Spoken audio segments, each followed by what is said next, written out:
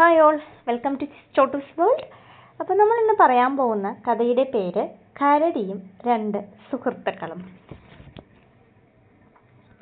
വനാന്തരത്തിലൂടെ യാത്ര ചെയ്യുകയായിരുന്നു രണ്ട് സുഹൃത്തുക്കൾ.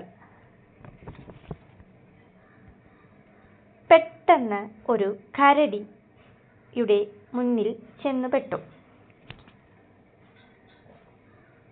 ഒരുവൻ ഉടൻ തന്നെ എങ്ങനെയോ അടുത്ത് കണ്ട ഒരു മരത്തിൽ കയറിപ്പറ്റി. അത് സാധിക്കാതിരുന്ന രണ്ടാമൻ മരത്തിൻ ചുവട്ടിൽ ചത്തുപോലെ മലർന്നു കിടന്നു. അവന്റെ അടുക്കലെത്തിയ കരടി അവനെ മണപ്പിച്ചു നോക്കി. ശ്വാസം പോലും വിടാതെ അനങ്ങാതെ കിടന്ന അയാൾ ചത്തെന്ന് കരുതി കരടി മടങ്ങിപ്പോയി. കരടികൾ ശവം ഭക്ഷിക്കാറില്ലത്രേ. കരടി പോയെന്നറിഞ്ഞപ്പോൾ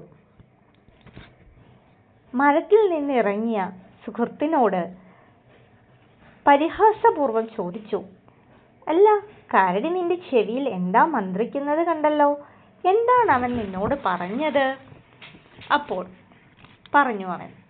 മുടിനാരിഴയ്ക്ക് ജീവൻ തിരികെ കിട്ടിയ സുഹൃത്ത് പറഞ്ഞു, കരടി പറഞ്ഞത് ആപത്ത് വരുമ്പോൾ ഉപേക്ഷിക്കുന്നവൻ ഒരിക്കലും നല്ല സുഹൃത്തല്ല. ഇതിൽ നിന്ന് നമുക്ക് മനസ്സിലാക്കാം, ആപത്തിലും ഒപ്പം നിൽക്കുന്നവനെ യഥാർത്ഥ സുഹൃത്തായിരിക്കൂ. ഇതാണ് ഈ കഥയിലുള്ള ഗുണപാഠം. Thank you for watching Chottu's world.